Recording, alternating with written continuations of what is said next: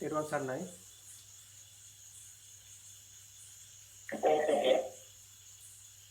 හොඳයි අද සාකච්ඡාව අද අපිට ආරම්භ කරන්න පුළුවන්. ඔව් අපි එහෙනම් කියන ප්‍රශ්න වලින්ම අපි පටන් ගමු. මම හඳුරන්නේ. ඔව් ප්‍රසන්න. හඳුරන්නේ මම ඔබ වහන්සේගේ දේශනා ගොඩක් අහලා තියෙනවා. ඒක ඔබ වහන්සේ මේ මට හිත තියෙනවා කියනවා මේ recording in progress. හඳුරන්නේ නේද? ඔව් එහෙනම්. ඔබ වහන්සේ කියනවා අපි කොහොමද ඉන්නේ තනියම මේ අර හැම වෙලේම ඉන්නේ මමයි විතරයි. ඒ වගේ දෙයක් ඒක මට තේරුම් ගන්න පොඩ්ඩක් අමාරු වුණා. මට ඔබ වහන්සේට පුළුවන් නම් මට ඒක පොඩ්ඩක් තේරුම් කරලා දෙන්න පුළුවන්ද? හොඳයි ඒක එච්චර සංකීර්ණ කරගන්න නැතුව අපි බොහොම සරලව ඉස්සෙල්ලා ගමු. සරලව ගත්තොත් අපි දැන් හැම වෙලාවෙම මානසිකව මවාගත්තු මනෝලෝකයක තමයි ඉන්නේ. එතකොට මානසිකව මවාගත්තු මනෝලෝකයේ ඇතුලේ මේ මනෝමය වශයෙන් මැවිච්ච මනෝමය චරිතත් එක්ක ගනුදෙනු කරමින් තමයි ඉන්නේ. හරි. ඉස්සෙල්ලා ඔබ බලන්න ඒක බැලුවන් පස්සේ ඉස්සෙල්ලා ඔබට පේනවා ඔබ වැඩි වෙලාවක් ඉන්නේ ඔබ මානසිකවම අවාගත්තු මනෝලෝකයක් ඇතුලේ තමයි ඉන්නේ. ඒ ඔබ හිතනවා කියලා කරන්නේ මේ මානසිකවම අවාගත්තු මේ මනෝලෝකයක් ඇතුලේ අතරමං වෙලා ඉන්නේ. එතකොට හිතනවා කියන ක්‍රියාවලිය ඔච්චරයි. එතකොට හිතනවා කියන ක්‍රියාවලිය ඇතුලේ ඉන්නවා චරිත ටික. එතකොට මේ චරිත ටික කොයිවත් තියෙන ඒවා නෙමෙයි. ඒවා ඔබගේ මනසින්ම මවාගත්තු මනෝමය චරිත තමයි ඉන්නේ. එතකොට ඔබ වැඩි වෙලාවක් ඔබ ඉන්නේ ඒ මනසින්ම මවාගත්තු ඒ මානසික ලෝකයේ ඇතුළේ ඔබම මනසින්ම මවාගත්තු මානසික චරිත ටිකක් එක්ක ගනුදෙනු කරන්නේ. හරිද? එතකොට ඔන්න ඔතනින් ඉස්සලාම ඔබ බලන්න එතකොට ඉන්නේ එතකොට ඒ ලෝකේ ඔබ කියන එකත් ඒ ඔබ මානසිකවම ආවගත්තු ඒ මම කියන එකත් ඒ මානසිකවම ආවගත්තු චරිතයක් විතරයි. ඒ වගේම අනිත් සියලු චරිත සිදුවීම් මේ සියල්ලම මානසිකවම ආවගත්තු දේවල් විතරයි. එතකොට දැන් අපි අතීතය කියලා ගත්තොත් අතීතය කියන එක මානසිකවම ආවගත්තු චරිත ටිකක් සහ මානසිකවම ආවගත්තු සිදුවීම් ටිකක් මානසිකවම ආවගත්තු මම කියන චරිතය තමයි අතීතය කියන්නේ. එතකොට අනාගතය කියන්නේ මොකක්ද කියලා බැලුවොත් අනාගතය කියන එක මානසිකම ආගත් එකක්. ඒකට අනාගතය කියන එක ඒක මානසික චරිත ටිකක් තියෙනවා. මානවමය වශයෙන් මාවගත්තු සිදුවීම් ටිකක් තියෙනවා. මනෝමය වශයෙන් මාවගත්තු මම කියන චරිතය තියෙනවා. එතකොට ඒක සම්පූර්ණයෙන්ම මනෝමය මාවගත්තු වශයෙන් මාවගත්තු ලෝකයක් තුළ අග්‍රමං වෙලා තමයි අතීතය සහ අනාගතය කියන එක දෙකම තියෙන්නේ පවතින්නේ. ඊළඟට දැන් අපි එතකොට ඔබට පේනවා 99.9%ක්ම තියෙන්නේ මේ මනෝමය වශයෙන් මැරිච්ච ලෝකයක් කියලා. එතකොට ඔබට තේින් පටන් ගන්නවා නෑ හරි දැන් එතකොට මේ මොහොත විතරයි තියෙන්නේ. එතකොට මේ මොහොතේ ඔබට දැන් පේනවා චරිත ටිකක් ඉන්නවා. වංගී සාන්දරු ඉදිරියේ ඉන්නවා. ඊළඟට මේ තවත් සූම් සාකච්ඡාවට සම්බන්ධ වෙච්ච අය ඉන්නවා. එතකොට පවුලේ කට්ටිය ඔබ පේන්නේ ඉන්නවා. එතකොට එහෙම ඉන්නවා කියලා ඔබට පේන්න පටන් ගන්නවා. හරිද? එතකොට අතීතයේ අනාගතයේ පොඩ අමතක කරොත් මේ වෙලාවේ චරිත ටිකක් ඔබට පේන්න පටන් ගන්නවා. එතකොට දැන් මේ වෙලාවේ ඉන්න චරිත ටිකක් මොකක්ද කියලා පොඩ්ඩක් බලන්න. එතකොට මේ වෙලාවේ මම ඉන්න චරිත ටිකෙත් පොඩි සාපේක්ෂත්වයක් තියෙනවා. පොඩි නෙමෙයි ඒක සම්පූර්ණයෙන්ම සාපේක්ෂව තමයි එතන තියෙන්නේ. එතකොට දැන් ඔබ හිතන් ඉන්න වංගී සාම්දුරුව නෙමෙයි තව කෙනෙකුට හම් වෙන වංගී සාම්දුරුව. එතකොට දැන් මේ වෙලාවේ ඉන්න වංගී සාම්දුරුව විතරයි අනිත් ඒවා ඔක්කොම මනෝමය වශයෙන් ආගත්තු ලෝකයක්. අර වංගී සාම්දුරුව කියලා බැලුවන් පස්සේ එතනත් පොඩ්ඩක් ඔබට පේන්න පටන් ගන්නවා. දැන් වෙන කෙනෙකුට තියෙන වංගී සාම්දුරුව නෙමෙයි ඔබට තියෙන වංගී සාම්දුරුව. හරි ඒකත් ඔබගේ ආකල්ප වලට අදහස් වලට අනුකූලව ගොඩ නැගිච්ච වංගී සාම්දුරුව කෙනෙක් තමයි ඔබ ඒ වෙලාවේ ඇසුරු කරන්නේ. හරිද? එතකොට ඔබට ඇහෙන වචන ටික පවා ඒ ශබ්ද පවා ඔබ මේ තේරුම් ගැනීම පවා ඔබට සාපේක්ෂයි. එතකොට මේ මොහොතේත් ඔබ දකින්න ලෝකයේ තියෙන මායාකාරී ස්වභාවය. එතකොට මේ මායාකාරී ස්වභාවය ඔබ තෝරගත්තා නම් ඔබට පේනවා ඔබම මවාගත්තු චරිත ටික ආයි ඔබ කියන චරිතයකුත් මවාගෙන ඒ තුල අතරමං වෙලා විතරයි ඉන්නේ කියලා ඔබට පේන්න පටන් ගන්නවා.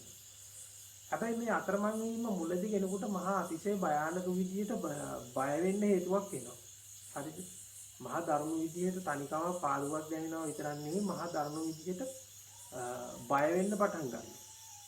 හැබැයි මේක ක්‍රමානුකූලව ඔබට තේරෙන්න ගත්තාන් පස්සේ ඔබට පුදුමාකාර නිදහසක් සැහැල්ලුවක් සහ හිතා ගන්න බැරි සැනසීමක් දැනෙනවා. අර මෙච්චර දවසක් අර තිබිච්ච මහා ධර්ම පීඩාව ඔක්කොම සියල්ලම දිය වෙලා යන්න පටන් ගන්නවා. මුලින් මේක බය හිතෙනවා. පස්සේ ඒක හිතා ගන්න බැරි තරම් සැනසීමක් බවට පත් වෙනවා.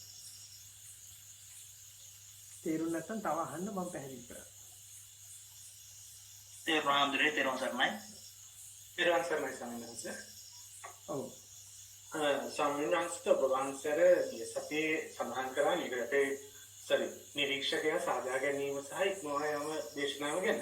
ඔව්. ඒත් මම මාත් එක ඇත්තටම ඇහුවා.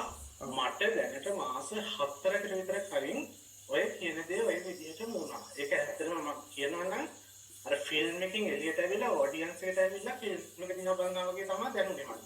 ඔව්. ඒ වගේම එතනදී කාලයේ තියෙන මුලාව, භෞතිකයේ තියෙන මුලාව ඒ වගේම දැනුණා. අර වහන්සේ දැන් කිව්වා වගේ මට එකපාරට දැනුනේ මම මේ විශ්වය ඇතුලේ තනි වෙනා නේද කියලා මට එකපාරට දැනුනේ. ඔව්. මේ ඒත් එක්කම ඒ ගැටි දවස් දෙකක් විතර තිබුණා මට නැති වෙලා ගියා ස්වාමීන් වහන්සේ. ඒකලා ආයේ සාමාන්‍ය පියවි තත්ත්වයට ආවා. ඒක දිගටම තියෙන්න ඕනේ මට්ටමත් ඒක නැති වෙනවා දවස් දෙකකින් විතර. නෑ. අන් සියල්ලම වගේම ඔය ආපු එකත් මායාවක් විතරයි. එහෙමයි. ඒ කියන්නේ මම හැම වෙලාවෙම කියන එකක් කියනවා. මම එතන ආයතනයක් අල්ලගන්නවා. ඔය අවබෝධය කියන්නේ මායාවක් විතරයි. අවබෝධයේ මායාවක් කියලා තේරුම් ගත්තේ නැති වුණාන් පස්සේ අපි ඔන්න ඔතන දෘෂ්ටිගත වෙන්න පටන් ගන්නවා. ඒකට දෘෂ්ටිගත වෙලා ඕකේ පදිංචි වෙලා ඒකේ අපි කියන්නේ අර මෝඩ් එකකට යනවා කියලා. එතකොට මෝඩ් එකකට ගිහිල්ලා නිකන් ඒකෙම ඇතුලේ මනසින්ම වාගෙන ඒක ඇතුලේම පදිංචි වෙන්න යනවා. එතකොට ඒකත් එක්ක ලොකු ගැටීමක් එනවා. ඒක ඇතුලේ පදිංචි වුණාට පස්සේ ඒකත් එක්ක බොහොම දරුණු ගැටීමක් එනවා. හරිද? එතකොට ලොකු පීඩාවකටපත් වෙනවා. ඉතින් හුඟක් වෙලාවට ඔය භාවනා කරන අය හුඟක් වෙලාවට ඒ වගේ මෝඩ් වලට ගියාට පස්සේ ඊට පස්සේ අර අපි කියන්නේ අර සාමාන්‍ය කොමන් සෙන්ස් උන් නැතුව ගිහිල්ලා අර මේ ලොකු ගැටීමක තමයි හැම වෙලාවෙදිම ඉන්නේ. එතකොට ඒ කියන්නේ ඒ තමන්ගේ අර බබල් එක ඇතුළට හැම වෙලාවෙම රින් ගන්න බලනවා. හොඳට මතක තියාගන්න මේ කියන්නේ ආය ආධ්‍යාත්මික අවබෝධය කියන එකක් තව මානසික බබල් එකක් විතරයි. ඒක හරහා ඔබ යමක් තෝරගත්ත ගමන්ම ඒක අතහැරලා දාන්න ඕනේ. ඒක නැවත බලාපොරොත්තු වෙනවා හරි ඒක නැවත පවත්වන්න හදනවා කියන එක හරි ඒක මුලාව. ගොඩක් පැහැදිලි සාධනන්ත මම ඇත්තටම ඇයි ඒක නැති වුනේ කියන එක හිතෙන් අල්ලගෙන ඉන්නේ ඒක ඇත්තටම.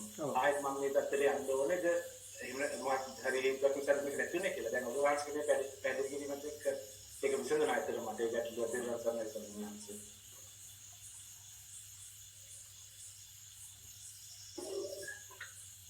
අවසරව හඳුරන්නේ. ඔව් මයි. හඳුරන්නේ මේ දැන් අපි පොඩි කාලේ ඉඳන් මේකතු කරගත්ත මතක වලින් අපි මේ හැමදේම හදාගෙන තියෙන්නේ.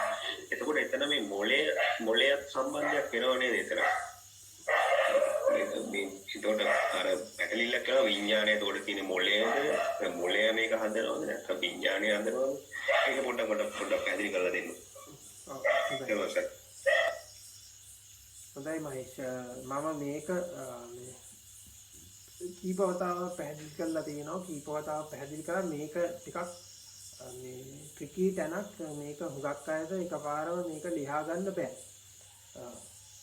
දැන් අපි මෙතනදී මම මේක හැබැයි නැවත පැහැදිලි කරන්න මොකද මෙන්න මේ තැන හරි තෝරගත්තොත් මේ තැන මේ ගැටේ හරි ලියාගත්තොත් හුඟක් ගැට ලියනවා. ආයි හුඟක් ඔබේ ජීවිතේ තියෙන හුඟක් ප්‍රශ්න ලියනවා.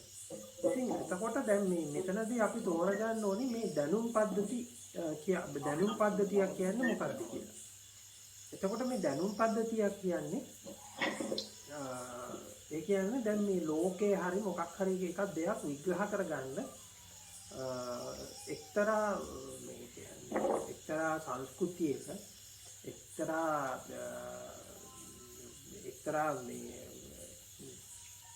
පිරිසක් හෝ පුද්ගලයෙක් විසින් කරන්නා වූ උත්සාහයක් තියෙනවා. එතකොට මේ උත්සාහය හරහා යම් කිසි දැනුම් පද්ධතියක් නිර්මාණය වෙනවා. එතකොට මේ දැනුම් පද්ධතිය කියන උදාහරණයක් විදිහට දැන් අපි බොහොම සරල උදාහරණයකින් ගත්තොත් බටහිර වෛද්‍ය විද්‍යාව ඒ වගේ ගොඩනැගිච්ච එක දැනුම් පද්ධතිය. ඊට අමතරව ආයුර්වේද වෛද්‍ය විද්‍යාව කියන්නේ ඒ වගේ එක්තරා දැනුම් පද්ධතියක්. එතකොට මේ දැනුම් පද්ධති එකිනෙකට වෙනස්. එතකොට මේ වගේ මූලාශ්‍ර වෙන දේවල් එකිනෙකට වෙනස්. මේ වගේ පාවිච්චි කරන න්‍යායයන් එකිනෙකට වෙනස්. ඉතින් එතකොට දැන් පෙරදිග ඉන්දියානු දැනුම් පද්ධතිය ඉන්දියානු දර්ශනය ඇතුලේ මේ ලෝකය කියන එක බෙදා ගන්නවා එක ක්‍රමයකට. ඒ කියන්නේ ලෝකය කියන එක මෙන්න මේ විදිහට බෙදෙනවා. එතකොට ලෝකය කියන එක බෙදෙන ක්‍රමයක් තියෙනවා. ඒ බෙදෙන ක්‍රමය තමයි පංචස්කන්ධ ක්‍රමය කියලා කියන්නේ. එතකොට මේ පංචස්කන්ධ ක්‍රමයේ ඇතුලේ මේ තමන්ට දැනෙන අත්දැකීම. දැන් මෙතන ප්‍රධාන වෙන්නේ තමන්ට දැනෙන අත්දැකීම. හරිද? එතකොට තමන්ට දැනෙන අත්දැකීම කඩනවා කොටස් පහකට. හරිද? කියන්නේ තමන්ගේ තමන් පුද්ගලයෙකුට දැනෙන අත්දැකීම කොටස් පහකට දැනෙනවා. එතකොට මේ කොටස් පහ තමයි උකට ලෝකය වෙන්නේ. මොකද අත්දැකීමෙන් පරිබාහිර ලෝකයක් පවතින්නේ නැහැනේ. එතකොට මේ අත්දැකීම මයික් පොඩක් ඕෆ් කරගත්තා නම් ලේසි. එතකොට ඒ අත්දැකීම තමයි ලෝකය වෙන්නේ. එතකොට ඒ අත්දැකීම කොටස් පහකට මේ කඩලා බැලුවා. එතකොට ඒ කොටස් පහ විදියට ගත්තේ දැන් හොඳට මතක තියාගන්න මෙහෙම පහක් තියෙනවා නෙමෙයි. මේ පහෙන් අත්දැකීම කියන එක හදනවා නෙමෙයි. අත්දැකීම විග්‍රහ කරගන්න තමයි අර කොටස් පහ හැදුවේ. දැන් උදාහරණයක් විදිහට මෙන්න මෙහෙම හිතන්නකෝ. අලියෙක් විස්තර කරන්න කිව්වන් පස්සේ අපි කියනවා අලියා උසයි, ඌ මහතයි, ඌ තාප්පයක් වගේ ඊළඟට මේ කියලා ඔහොම අලියා අලු පාටයි ඔහොම කියලා අලියට විස්තර ටිකක් කියනවා. හරිද? එතකොට මේ විස්තර ටිකෙන් අලිය හැදුණා නෙමෙයි. එතකොට අලිය විස්තර කරන්න තමයි අර එක ලක්ෂණ ටික ගත්තේ. ඒ වගේ මේ අත්දැකීම විස්තර කරන්න එක්තරා දැනුම් පද්ධතියක ක්‍රමයක් ගත්තා. ඒ ක්‍රමය තමයි රූප වේදනා සංඥා සංකාර විඥාන. එතකොට ඒ අත්දැකීම විස්තර කරගත්තා. එතකොට අත්දැකීම විස්තර කරගන්න ගත්තු ක්‍රමවේදය තමයි පංචස්කන්ධ ක්‍රමය. එතකොට ඒ අත්දැකීම බැලුවන් පස්සේ අත්දැකීම රූපයක් තියෙනවා. යම් කිසි රූපයක්. හරිද? එතකොට මෙතනදී මේ බාහිරක් අභ්‍යන්තරයක් ගැන කතා කරන්නේ නැහැ. හරිද? ඒක හොඳට මතක තියාගන්න. මේ පංචස්කන්ධ ක්‍රමයේ ඇතුළේදී එක්ක අභ්‍යන්තරයක් හෝ බාහිරක් ගැන කතා කරන්නේ නැහැ. අත්දැකීම තුල රූපයක් තියෙනවා. හරිද? ඒක රූපේ තියෙන බාහිර අභ්‍යන්තරයක කියන කතාවක් ඉන්නේ නැහැ. අත්දැකීම තුල තියෙනවා. ඒක තුල රූපයක් තියෙනවා. යම් කිසි රූපයක් පවතී. එතකොට මේ රූපේ කිව්වන් පස්සේ රූපය කියන එක ඒ රූපය කියන එකට පදනම් වෙලා තියෙන්නේ ඒ රූපේ හැකසිලා තියෙන්නේ යම් කිසි සංස්කරණයකින්. සංස්කරණයක් කියලා කියන්නේ ඒ රූපය කියන එක තනියම පවතින එකක් නෙමෙයි. ඒ රූපේට යම් කිසි පදනම් වෙච්ච සංකල්ප ටිකක්, අදහස් ටිකක්, උදහස් ටිකක් ඒ කියන්නේ අපි කියන්නේ මේ යම් කිසි දෘෂ්ටි ටිකක් මත තමයි තියෙන්නේ. ඒ කියන්නේ දැන් අපි ගමුකෝ රූපයක් කිව්වම මෙන්න මෙහෙම එකක් ගමුකෝ. ඔබ තුල තියෙනවා ඔබ දාගෙන ඉන්නවා මේ රතු පාට සන්ග්ලාස් එකක්. එතකොට මේ සන්ග්ලාස් එකකින් මතුවෙනවා පාටක්. එතකොට මේ පාට හරහා තමයි රූපය කියන එක ගොඩනැගෙන්නේ. ඒ කියන්නේ Taman ඉන්න දෘෂ්ටියට සාපේක්ෂව තමයි රූපේ ගොඩනැගෙන්නේ. එතකොට මේ තියෙන මේ අපි රූපයක් කියලා දැක්කට ඒ රූපය කියන එක ගොඩනැගිලා තියෙනවා බොහෝ සංකල්ප ප්‍රවාද සහ තවත් බොහොම දේවල් එකතු කරලා මික්ස් කරලා අපි කියන්නේ අර දැන් අපි හිතන්නකෝ මේකක් හදනවා කියලා. මේ මොනවාද මේ අපි හිතන්න මේ අපි මේ තැඹුම් හදක් හදනවා කියලා. එතකොට මේ එහෙම නැත්නම් අපි මොකක් හරි කරි එකක් හදනවා කියලා. ඒ කරි එකට මේක අපි එක ඉන්ග්‍රීඩියන්ට්ස් දාලා මේවා කරලා මික්ස් කරලා එකක් හදනවා වගේ මේ සංස්කරණයක් තුලින් තමයි මේ රූපය කියන එක තියෙන්නේ. එතකොට දැන් අර අනිත් ඒවා තියෙනවා නෙමෙයි. දැන් එහෙම ගන්න ඒවා තියෙනවා නෙමෙයි. මේක විග්‍රහ කරගන්න රූපේ විග්‍රහ කරගන්නම තමයි අපි මේ සංකාර කියන එක කියන්නේ. එතකොට සංකාර රූප වේදනා සංඥා සංකාර විඥාන. එතකොට මේ වේදනාව කියන්නේ ආයත මේ රූපය කියන්නේ ආයි දැනීමකට. ආයි රූපය කියන්නේ සංකාරයකට. ආයි රූපය කියන්නේ සංඥාවකට. මේක තියෙනවා ලක්ෂණ ටිකක්. ඒ කියන්නේ අපි ಗುಣ ටිකක් තියෙනවා. උසයි, සුදුයි, මහතයි, රසයි, ලස්සනයි, රතු පාටයි, දම් පාටයි වගේ ලක්ෂණ ටික. එතකොට මේ ලක්ෂණ ටිකටම තමයි රූපය කියන්නේ.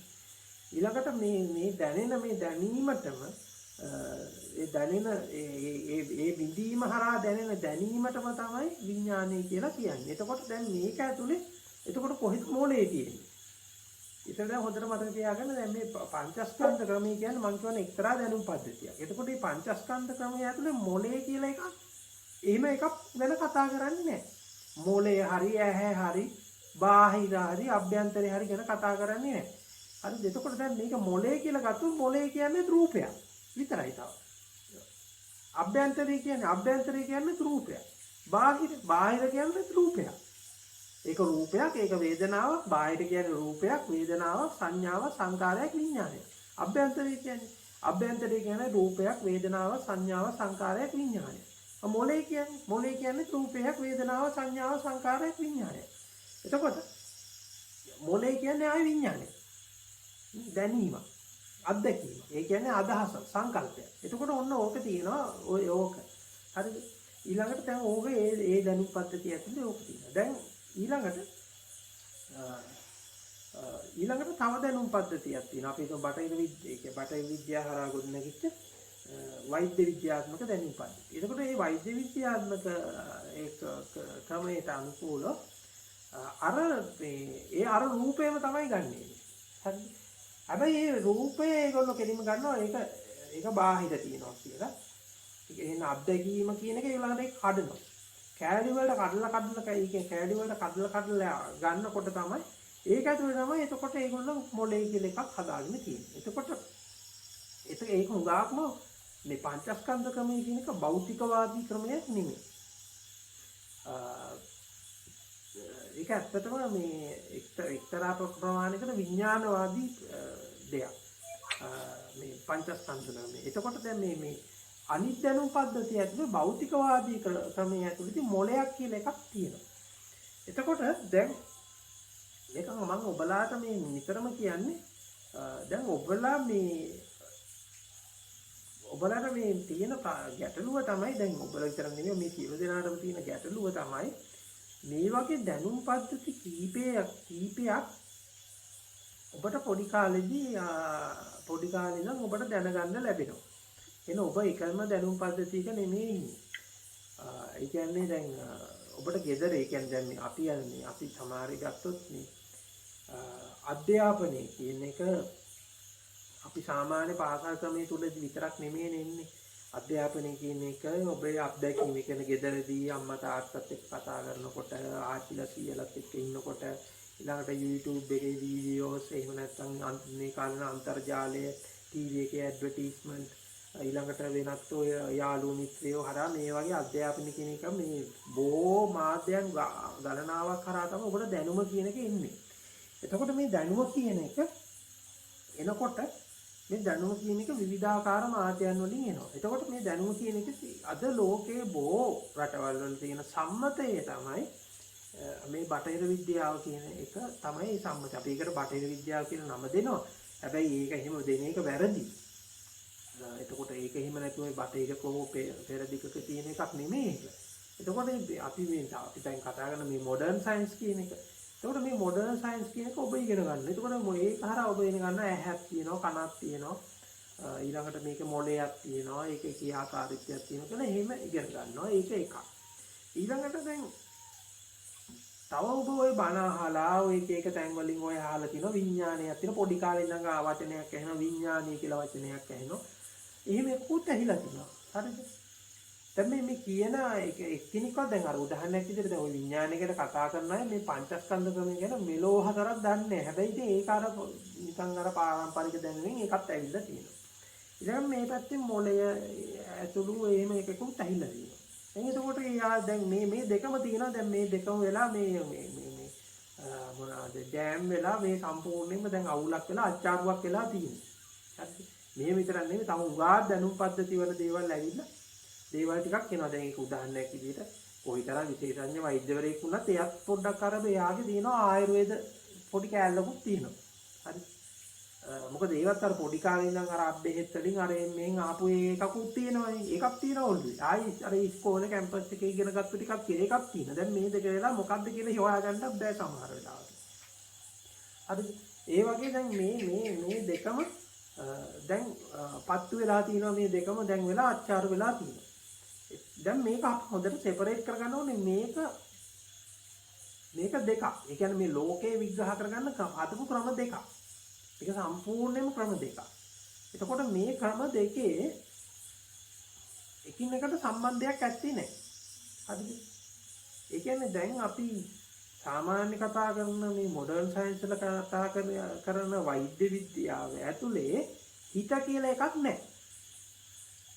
හිත හෝ විඥානය කියලා එකක් නැහැ. හරිද? ඒකේ තියෙන්නේ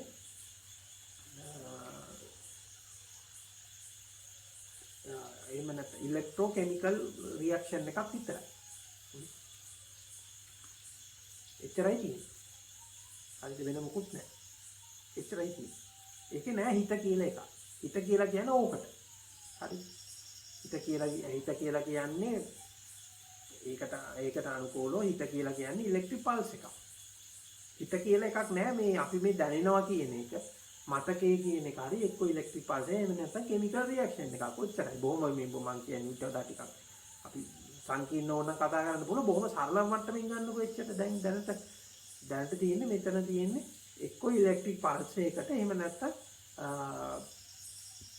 නැත්නම් කෙමිකල් රියැක්ෂන් එකකට තමයි මේ විතරයි තියෙන්නේ දැනීම ලෝකයේ කියන එක තියෙන්නේ. ඒ කියන්නේ ඔයගොල්ලෝ කොච්චර දඟලලා අවුරුදු ගානක් තිස්සේ මහන්සි වෙලා කොච්චර දේවල් මේවා කරා මතකයක් කියලා ගොඩනගාගෙන හිටියත් එතන තියෙන ඉලෙක්ට්‍රික් පල්ස් එකක් විතරයි. වෙන මොකුත් නැහැ. ඔය ඉලෙක්ට්‍රික් පල්ස් එකට තමයි මුළු ජීවිතය කියලා කියන්නේ. හරිද? ඒක හරියට ඔබ පොඩ්ඩක් මෙහෙම කරලා ඔබ පරිගණකයක් ඔන් කරනවා. පරිගණකයක් ඔන් කරාන් පස්සේ එහෙම නැත්නම් ඔබ ස්මාර්ට්ෆෝන් එක ඔන් කරාන් පස්සේ ඔබට පේනවා පින්තූරයක් පේනවා මේකේ. හරිද? පින්තූරයක් නෙමෙයි අත්‍තරම තියෙන්නේ. එතන තියෙන්නේ මොකද්ද? යම්කිසි ඉලෙක්ට්‍රොනික ක්‍රියාවලියක්. එච්චරයි. එහෙම නැත්නම් ආයතන තියෙන ඇත්තටම පොඩි ඉලෙක්ට්‍රික් පල්ස් එකක් විතරයි තියෙන්නේ. හරිද? එතකොට ඒක විතරයි තියෙන්නේ. ඒක ඇතුලේ තමයි මුළු ලෝකේ හරි ඔබට පේන යමස්සේම පවතින්නේ. හරිද? දැන් ඔබ ටීවී එක දිහා බලන් ඉඳලා එහෙම නැත්නම් ඔබ පරිගණකයේ ඒක පේන මිනිස්සු මේ පිටිපස්සේ ඉන්නවද කියලා අර මේ පොඩි කාලේ අර පිටිපස්සට ගිහිල්ලා බලන්නේ.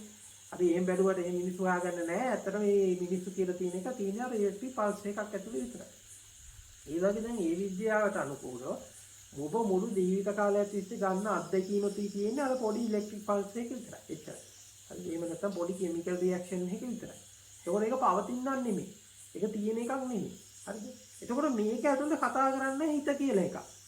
විඥානය මොකක් හරි එකක් කියලා කතා කරන්නේ නැහැ. හරි? එතකොට විඥානය කොහෙන්ද ආවේ? විඥානයේ තියෙන මේ වෙනම ක්‍රමයක.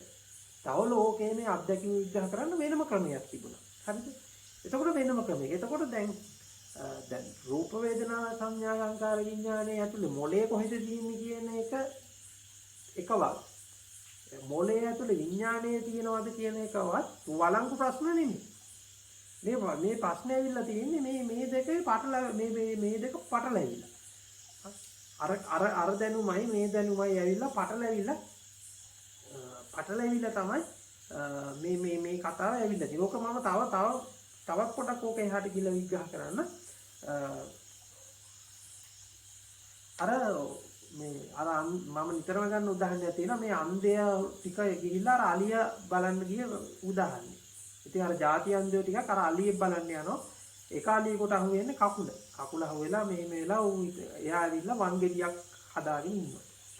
තව එක්කෙනෙකුට වංගෙඩිය අලියෙක් හදාගෙන ඉන්නවා. තව එක්කෙනෙක් ගිහිල්ලා මොනවාද මේ එයාට අහු වෙන්නේ මේ කන අහු වෙලා එයා කුල්ලක් වගේ අලියෙක් හදාගෙන ඉන්නවා. හරිද? එතකොට දැන් මේ වංගෙඩිය අලියයි කුළු දැන් මේ තව එක්කෙනෙක් ඉන්නවා.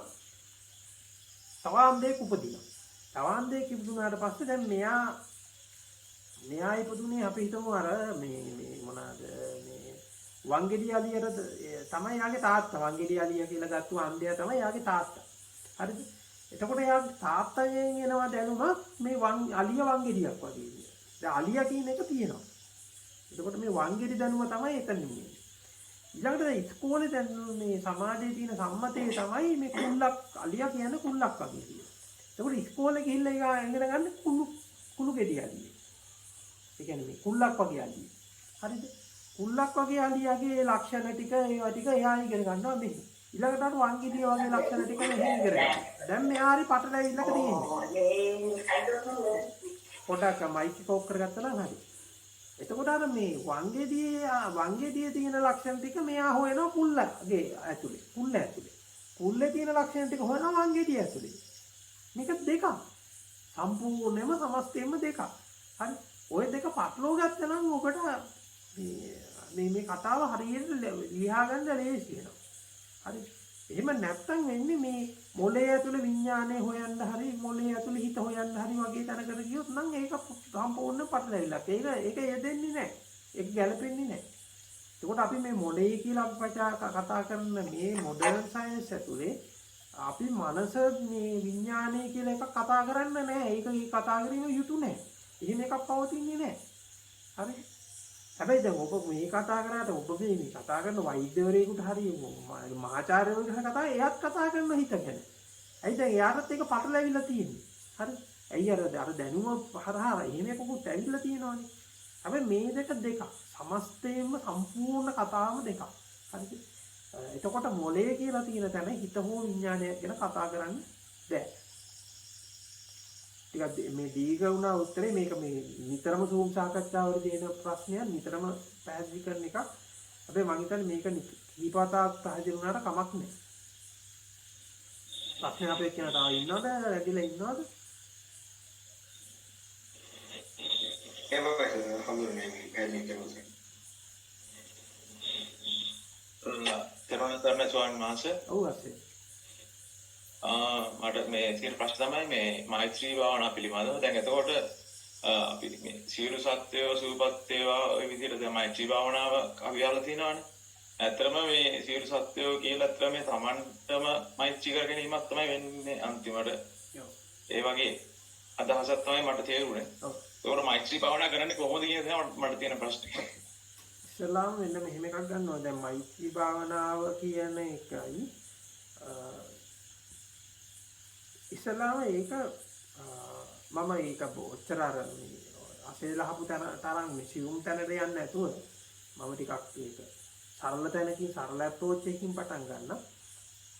ඉස්ලාම මෛත්‍රිය කියන්නේ මේ තැනක විඳගෙන වඩන එකක් නෙමෙයි. ඒක ගිහිලා ඇස් දෙක පියාගෙන මේ එහෙම නැත්තම් කොහේ හරි ගිහිල්ලා මේ වෙනම ගිහිල්ලා අර සීල සත්‍යෝ නිදුක් වෙත්වා නිරෝගී වෙත්වා කියලා එහෙම මෛත්‍රී භාවනාව වඩන ක්‍රමයකුත් තියෙනවා. හැබැයි ඒක නෙමෙයි වෙන්න ඕනේ. මෛත්‍රී භාවනාව කියන්නේ වෙන්න ඕනේ ඔබේ ලයිෆ් ස්ටයිල් එක වෙන්න ඕනේ. ඒ කියන්නේ ඔබගේ ජීවන ක්‍රමය වෙන්න. ඒක ඔබගේ ජීවිතය වෙන්න. හරිද? එහෙම නැතුව පැත්තකට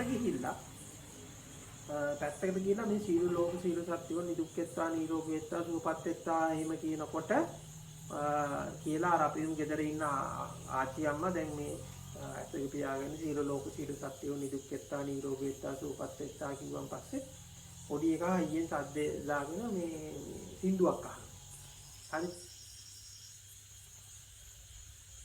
ඒකෙන් පොඩි මේ කියන්නේ මුණුගුරා හරි මිනිබිරි හරි හරියෙන් සද්ද දාගෙන යනවා. එතකොට සීලුලා සීල සත්‍යෝ නිදුක් වෙත්වා නිරෝගී වෙත්වා සුවපත් වෙත්වා දැන් අර සද්දය එනවා. අද්ද යනකොට මොකද්ද වෙන්නේ? හරි. දැන් මොකද වෙන්නේ? ආවේගේ මොකද වෙන්නේ? මුන් ඉඳන් මට මේ මොකද්ද? භාවනාවක්වත් කරගන්න නැහැ. මේව කරන්නේ දැන් එනවා තරහ. හරිද? හරිද? ඕක නෙමෙයි මෛත්‍රී. හරිද? දැන් අර අත්තම්මට පුළුවන් නම් පොඩි එකා දැන් හයියෙන් සින්දුව දාගෙන මෙයා නටනවා. හරිද? දැන් මේ අත්තම්මට පුළුවන් නම් පොඩි එකත් එක්ක එකතු වෙලා අර සින්දුව අහන ගමන් නටන්න. අන්න ඒක තමයි මෛත්‍රී.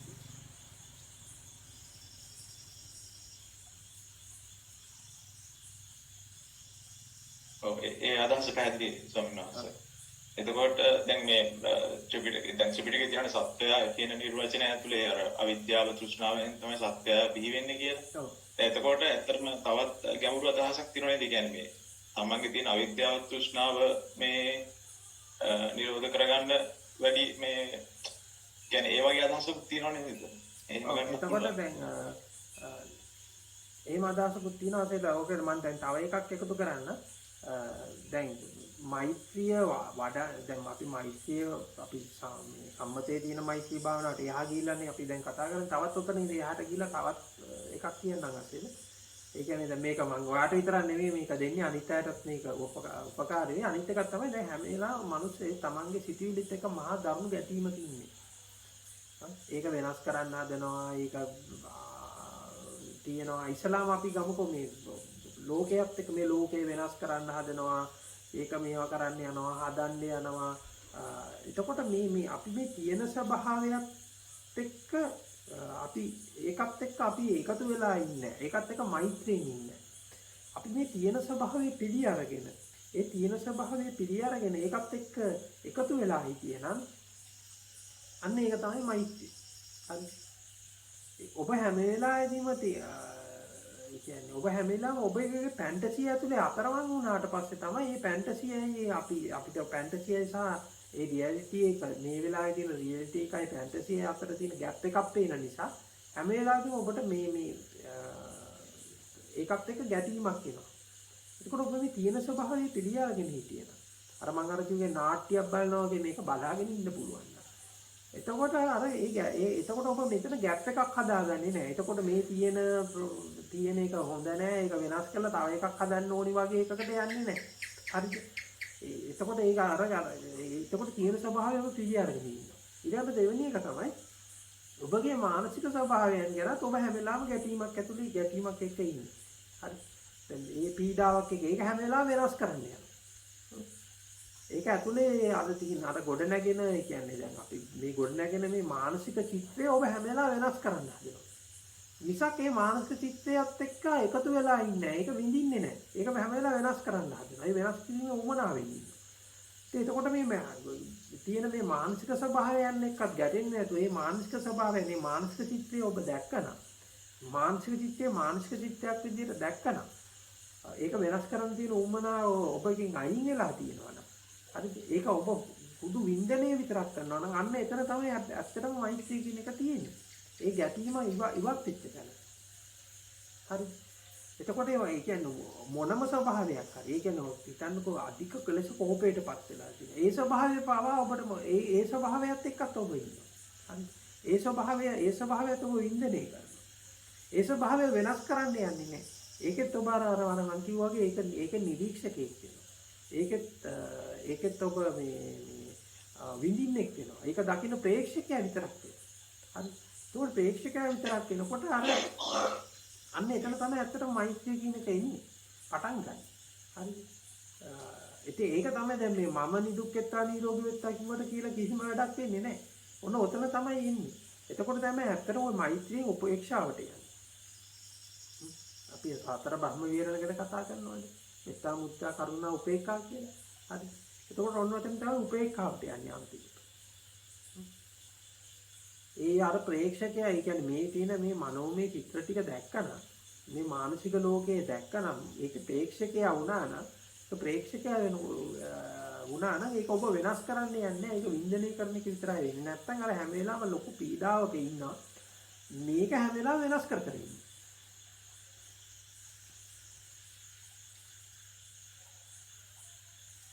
බොහොම පැහැදිලි ස්වාමීන් වහන්සේ අතර මෙතන මමත් කියන එක තමයි එතකොට ඒ වෙනස් කරන්න දඟලන්නේ නේ මමත් ඊගෝ එක අපේ තුනේ. ඔව්. ඒක නැති ස්වභාවයක් ගැන තමයි බොහොම මේ කියන්නේ අතර මෛත්‍රිය. ඒක එන්නේ අසේලා දැන් මෛත්‍රිය එතකොට මෙත්තා මුදිතා කරුණා උපේක්ඛා කියන මේ ලක්ෂණ ටික එන්නේ අපි ඔක ලක්ෂණ ටික එන්නේ ප්‍රඥාවත් එක්ක විතරයි ආ. ඔව්. එතකොට ප්‍රඥාව තමයි ඒකට එන්නේ. ප්‍රඥාව කියන්නේ මේ යථා ස්වභාවය දකින්න. මේ දැකීම ඒ අවබෝධයත් එක්ක විතරයි වෙන්නේ. හරි. ඔවන්සේගේ පැහැදිලි කිරීම මට ඇත්තටම තේරුණා. එතකොට ඒක තමයි දැන් මම කල්පනා කරනවා ඔය කියන්නේ බණහති මට තේරුනේ ඉතින්. ඒකට මේ බාහිර කොහොමද එකකට මොකද්ද මේ මෙත්තඩීම මොකද්ද මේක කියලා මට ඇත්තටම ඒක හරි කන්ෆියුස් වුණා. ඕක තව උපමාවකින් කියන්නම්කෝ. හරිද? ඔයාගේ ඉන්නවා යාළුවෙක් හරි කවුරු හරි ඉන්න පුද්ගලෙක් ඉන්නවා. හරිද? හරි. ඔයාට වාගේ මිත්‍රකමක් තියෙනවා. ඔව්. හරිද? දැන් දැන් ඔයා යාදියා බලලා අනේ මෙයා නිදුක්කෙත්වා නිරෝගීත්වා සුවපත් මෙයාගේ තියෙන මෙයාට ගැන මට මිත්‍රශීලී හැඟීමක් ඇති වේවා මිත්‍රශීලී හැඟීමක් ඇති වේවා මිත්‍රශීලී හැඟීමක් ඇති වේවා කියලා එහෙම හිතන්න ඕනි එහෙම හිතනවා නම් එහෙම මිත්‍රකමක් තියනවාද ඔහුත් එක්ක එහෙම මනසින් හිතන්න ඕන නම් එයාට එක මිත්‍රකමක් නැහැ මිත්‍රකම තියෙන්නේ මගේ හිතේ නේ නෑ මම දැන් ඒ මිත්‍රකම කියන එක මම හදාගත්ත එකක් නෑ එතන අසේලේ මම මේ කියන්නේ මේ සංකීර්ණ මේ කරගන්න නෙමෙයි මම මේ උපමාවක් ගත්තේ ඔව් උපමාවක් කරගන්න එපා හරිද ඒ කියන්නේ දැන් යාළුවෙක් ඉන්නවා යාළුවට මිත්‍රකමක් තියෙනවා නම් ඒක ඔහු දකින්නකොට ඒක එනවනේ නැගි ඒක ඉබේම තියෙනවනේ ආයි අමුතුවෙන් ඒක වඩන්න හරි ඒක ආයි අමුතුවෙන් ඒක අධ්‍යයනා කරන්න හරි ඒක අමුතුවෙන් දෙයක් කරන්න හරි ඕනිද ඒක වෙන්නේ නැහැ නේද ඔල්රෙඩි ඒක තියෙනවනේ එහෙම නැත්තම් මේ ආයි වෙනම වඩන්න හරි මොන හරි කරන්න හරි ඕනේ එහෙම නැත්තම් කරන්න ඕනේ කියලා මම කියන්නේ නෑ එහෙම නැත්තම් කරන්න ඕනේ කියලා නෙමෙයි මං කියන්නේ එතකොට එහෙම කරනවා නම් ඒක කෘතිමද නැද්ද ඒක කෘතිමයි. පැහැදිලිවම ඒ කෘතිම. අන්න ඉස්සෙල්ලා තෝරගන්න ඕනේ ඒ කෘතිම ඒ කියන්නේ ඒක සම්පූර්ණයෙන්ම කෘතිම ක්‍රමයක්. ඒකයි මං කිව්වේ ඉස්සෙල්ලාම ඒක තමන්ගේ ලයිෆ් ස්ටයිල් එක කරගන්න. එහෙම නැතුව පැත්තකට වෙනවා වැඩිවයි කියලා ඇති තේරුමක් නැහැ කියන්නේ. ඒ කියන්නේ දැන් අපිට මේක මූලික වශයෙන්ම දැන් අසේර කිය විදිහට මේක මූලික වශයෙන්ම ප්‍රඥා මාර්ගය. ඒ කියන්නේ දැන් මේ අන්තිමට මෛත්‍රී කරනගෙන මෛත්‍රී ලබනගෙන දෙන්නම මේ මනෝමය වශයෙන් මවාගත්තු රූප දෙකක් විතරයි. හරිද? අන්න එතකොට තමයි ඒක උපේක්ඛාවට යන්නේ. හැබැයි ඒක එතනට වෙනකන් තේරුම් ගන්න බැරි කෙනෙක් ඉන්නවනම් ඒක තමන්ගේ ජීවිතේ කරගන්න මේ එහෙම නැතුව මේ පැත්තකට වෙලා මේ අර මේ වඩා ඉඳ හරියන්නේ මං කියවර දැන් අත්තම්මා මේ පැත්තකට වෙලා මේ සියලු සත්ත්වෝ නිදුක්කෙත්තා නිරෝගීත්වා ගුවා මුණුමුරා ඉන්දුවක් දාගෙන හයියෙන් නටනවා. හරි? ඇත්තටම මෛත්‍රී තියෙන මුණුමුරාත් එක්ක එකතු වෙලා සින්දුව අහගෙන නටන මේ අත්තම්මගේ විතරයි මෛත්‍රී තියෙන්නේ. ඒක බොහොම පැහැදිලි කරනවා. සංස්කෘතිව අපිට ආන්න ලැබෙන මේ බුදුදහම තුළ මේ අපිට අහන්න ලැබෙන මෛත්‍රී භාවනාව එකවත් පිළිවෙත් ක්‍රම ඉතින් ඒවත් එක්ක බැලුවාම මේ කියන්නේ ගැඹුරින් දැක්කාම ඒක වීරුවක් කියලා තමයි මට හිතෙන්නේ. ඉතින් කොහොමද මේ මාර්ගයේ වීරුවක් වෙනවනේ ප්‍රමාණිකව දකින්න. ඔව්. ඒ කියන්නේ ඔබ දසදිසාවට මෙත් වැඩිම ඔය වගේ සෑහෙන දේවල් අහලා තියෙනවා. ඉතින් මම දන්නේ කොච්චර දැන් අපි අහලා තියෙනවානේ මේ අර කීවර බුදුහාමුදුරු කියලා තියෙනවා කියලා මේවා මෙත් කරන්න මේ එහෙම කතාව අහලා තියෙනවානේ. කියලා තියෙනවා කියලා සමහර පුද්ගලයන්ට නේද මෙහෙම ඔව් එතකොට ඒක බලන්න ඕනේ අපි ප්‍රඥාවෙන් ඒක ප්‍රමාණිකව විමසගෙන යන්න ඕනේ. ප්‍රඥාවෙන් ප්‍රමාණිකව විසඳගෙන යනකොට ASCIIද ඒ කියන්නේ දැන් අපිට අමුතුවෙන් අලුත් දෙයක් අවබෝධ වෙන්නේ නැහැ. අවබෝධය කියලා අලුතෙන් එකක් එන්නේ නැහැ. දැන් අවබෝධය කියලා තියෙන්නේ මෙච්චර දවසක් හරි කියලා හිතාගෙන හිටපු. එහෙම නැත්නම් මෙච්චර දවසක් නිවැරදි කියලා තියාගෙන හිටපු දේ විහිළුව දකින්න එක තමයි ආන්තිමට අවබෝධය වෙන්නේ. ඒකේ තියෙන බොරුව, ඒකේ තියෙන රැවටීම දකින්න එක තමයි අවබෝධය වෙන්නේ. එහෙම නැත්නම් අලුතෙන් මොකක්වත් අවබෝධ වෙන්නේ නැහැ. ඔව්. ඔව්. ඒක බොහොම පැහැදිලි ස්වාමීන් වහන්සේ. ඕකේ. බොහොම පිං ස්වාමීන් වහන්සේ. ස්වාමීන් වහන්සේ අවසරයි හාමුදුරුවනේ. ඔව් ඉතින්. අවසරයි අපේ හාමුදුරුවනේ එනවාද? ඔව්. ස්වාමීන් වහන්සේ තමයි මම මුලින්ම මෙහෙම ජොයින් වුණේ. මගේ තැනේ කොටස් දෙකක් තියෙනවා. මේකට සම්බන්ධයක් නැතුව මම මුලින්ම පළවෙනි එක ඉදිරිපත් කරන්නම්. එන්නවනේ ස්වාමීන්. ඔව් එහෙනම්. හොඳයි. කෙටියෙන් කියනවා නම් බුදුජානක මහන්සිය නිර්වාණය යනුවෙන් අදහස් කළ දේ හරියටම දැනගන්න හොයාගන්න ඕනේ කියන එකට මම ඕනකමින් වැඩ කටයුතු කරන්න ආරම්භ කළා ඊට වසර 7-8කට කලින්. ඒ සඳහා මට දැනෙන පරිදි දේශකයන් වහන්සේ 6 දෙනෙක් කාවට පමණ යමු වුණා. ඒ අතරින් එකයි එදි ස්වාමීන් වහන්සේලා අතරින් ඔබ වහන්සේ තමයි දැන් අන්තිම තියෙන 5 දෙනියට. එතකොට ඒ කරපු දේ තුළ මට ප්‍රශ්න කීපයක් ඔබ වහන්සේ අහනවා. අද මට ඊට වඩා මට හිතෙනවා දැන් මට දැන් තියෙන ගැටලුව ඔබ වහන්සේගෙන් අහන එක වැදගත් කියලා. එතකොට ස්වාමීන් වහන්සේ අපේ මාත් එක්ක කලින් මේ වසර කීපේ මාත් එක්කම ධම්ම සභාවේ හිටපු පිටවත් මල්ලි කෙනෙක් තමයි මට ඔබ වහන්සේ මගේ මේක ගැන කියන උනන්දුව දැනගෙන යා මට අපි කැමති නම් මේක අහලා බලන්නකෝ කියලා ඔබ වහන්සේගේ අර YouTube එකේ තියෙන අවසන් දේශනාව කෙනෙක් මට එවුවා. එතකොට ස්වාමීන් වහන්සේ ඒ දේශනාව මම අහුවාන් පස්සේ මට තේරුණ විදිහට මට ඒක මොකද තහවුරු වුණා. ඒකම ඔබ වහන්සේගේ තවත් දේශනා අහමින් මේ Zoom සාකච්ඡාව වලත් අහමින් මම යොමුනේ ඇත්තම මේ පෞද්ගලික ජනමාති මුලපතින් තමයි යොමු වෙලා ඒක ඒ අහන ගමන් මම පැහැදිලි පරිදි මට දැනෙන පරිදි පුළුවන් විදිහට ප්‍රායෝගික කරගෙන ගියා. එතකොට උගන්සේ අපිට මේ කරගෙන යන වහන්සේගෙන් මට සත්‍යන්ත ධ්‍යාන ලැබුණා. මොකද කරගෙන යනකොට ඔයගලන්ට සමහර වෙනස්කම් එනවා, සමහර ඒවා බහුව වෙනවා, පරිස්සම් වෙන්න කියලා. ඉතින් මේ වෙනකොට මට පොඩ්ඩක් නිකන් ඒ වගේ වෙනස්කම් දැනෙන නිසායි අද මට වහන්සේට මේ යොමු වෙලා පොඩ්ඩක් විමසලා බැලුවොත් හොඳයි කියලා හිතුනේ.